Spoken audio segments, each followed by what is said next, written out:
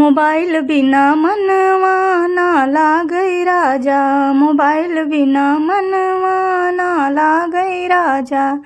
सास बिना लागै ससुर बिना लागै, सास बिना लागै ससुर बिना लागै। देवर बिना मनवा ना लागै राजा, देवर बिना मनवा ना लागै राजा।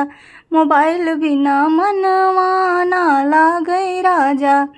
जेठ बिना लागै जेठानी बिना लागै, जेठ बिना लागै जेठानी बिना लागै। बलम बिना मनवा ना लागै राजा, मोबाइल बिना मनवा ना लागै राजा।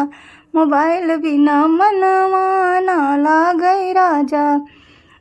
ननद बिना लागै नंदोई बिना लागै, ननद बिना लागै नंदोई बिना लागै। गोतिन बिन मनवा ना लागै राजा, गोतिन बिन मनवा ना लागै राजा।